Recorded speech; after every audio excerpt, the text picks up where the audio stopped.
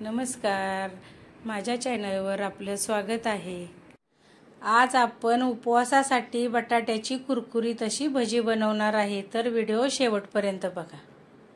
चला आपण रेसिपीला सुरुवात करूया, पण त्याआधी तुम्ही चॅनलला सबस्क्राइब केलं नसेल तर पटकन सबस्क्राइब करा। उपवासाची भजी बनवण्यासाठी मी हे 1 वाटी शाबूचे तांदूळ घेतलेत। आता हे शाबूचे तांदूळ आपण कढईमध्ये भाजून घेऊया। हे शाबूचे तांदूळ आता आपण 1 मिनिटभर बारीक गॅसवरच भाजून घेतलेले आहेत, तर आता आपण हे काढून घेऊया।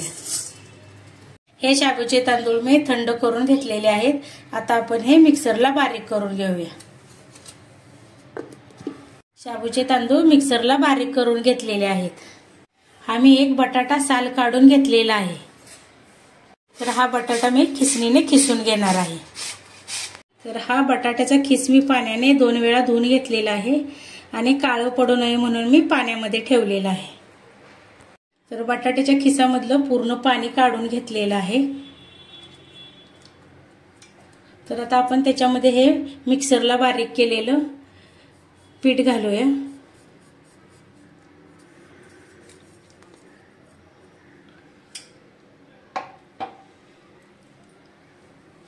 शाबूच्या तांदळाचे पीठ आपण आता टाकलेलं आहे, तर त्याच्यामध्ये आपण आता अर्धी वाटी दही घालूया।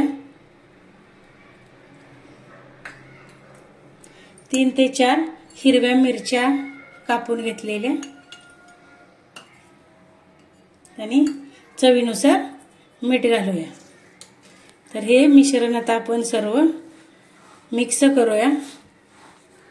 तर पाणी बिलकुल घेतलेलं नाही, कारण बटाट्यामध्ये आणि दह्यामध्ये पाणी आहे, त्याच्यामुळे मी पाणी घेतलेलं नाही।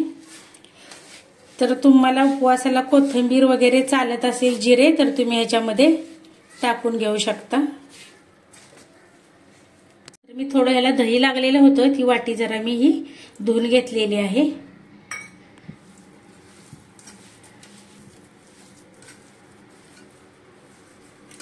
तर हे अर्धी वाटी शेंगदाण्याचं कूट आहे, ते घालूया। माझ्याकडून विसरलं मगाशी टाकायचं। आणि हे व्यवस्थित आपण पीठ मिक्स करूया। जर पाणी थोडं लागलं तर थोडंसं पाणी वरून लागेल तसं घेऊ शकता। जास्त पाणी लागत नाही याला वरून टाकायला। 3 ते 4 चमच्यामध्ये हे बरोबर होतं। तर आता आपण 10 मिनिटासाठी हे पीठ आता भिजायला ठेवूया। आपलं आता हे पीठ व्यवस्थित भिजलेलं आहे। तर ह्याच्यामध्ये दही टाकल्यामुळे मी सोडा खायचा टाकणार नाही। तर ह्या पिठामध्ये तुम्ही वरईचं पीठ किंवा राजगिऱ्याचं पीठही तुम्ही ह्याच्यामध्ये टाकू शकता। तेल गरम झालेलं आहे। आपण आता भजी छोट्या छोट्या साईडचे भजी घालून घेऊया।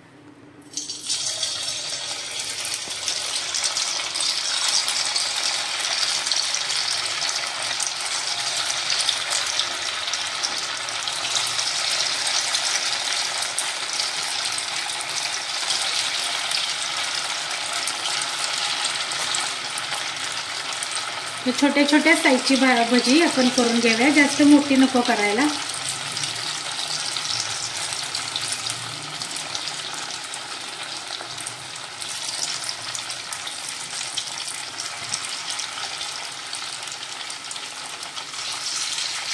आता आपण भजी पलटी करून घेऊया।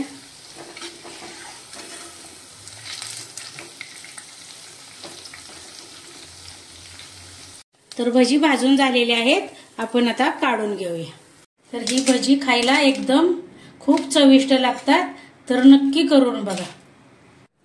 खायला एकदम टेस्टी अशी आपली बटाट्याची कुरकुरीत भजी तयार आहेत।